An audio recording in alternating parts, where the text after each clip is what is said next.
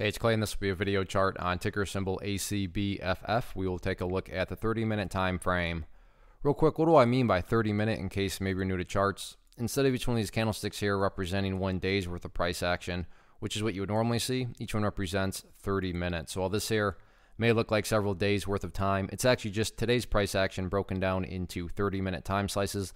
I like to this time frame that does a good job of telling the quote-unquote story of the price, and then makes mapping out levels of support and resistance a bit easier to see.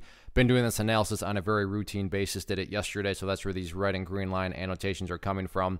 And first thing I'm going to do is a little house cleaning and just get rid of these lines up here. Sure, they still pertain to the chart. They're just not relevant right now. And from a presentation standpoint, I don't want to risk causing confusion because there's clutter with lines everywhere you look. So let's try to keep this as clean as possible. First update, though, that doesn't even made comes about based on a foundational rule in charting, which states when levels of support are broken and closed below, they tend to act as resistance, and that's exactly what happened today with $9.80. Now, there was a lot of back and forth. I mean, the price fell below it right there, and then several other times after that, the price got up above it. But by the time the closing bell, has come around, the price is clearly below it, and that is definitely going to be the near-term level of resistance. The good news is it's not like the price closed a long way away where the price has got to travel a great distance in order to do battle again. I mean, the price is still well within striking distance, so it's not illogical or irrational or anything like that to think that maybe the price could get back up above it tomorrow.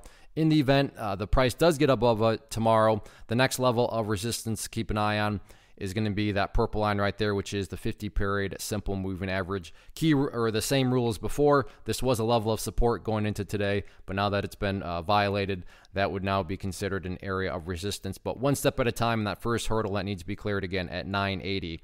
As far as levels of support are concerned, right now the price is sitting right around a very important level, which is that pink line there, the famous 200-period simple moving average. In fact, on a couple different occasions, both during the first 30 minutes and then later on during the late morning, you can see the price, tested it, and the bulls did a good job of holding strong. So you definitely want to see that continue to happen going forward.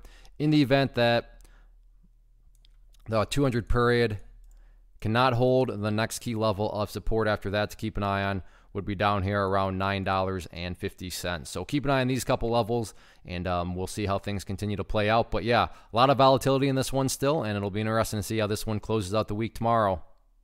One of the biggest questions that I get is, hey Clay, how do you find the stocks that you trade? So what I've done is put together a free resource guide where I talk about the tools that I use to locate stocks that I find interesting and think may have potential. So if that sounds like something that could add value to you as a trader, then click on the image that is up on the screen right now, and I will email you the guide. The guide itself is very short and to the point, and best part, it's completely free.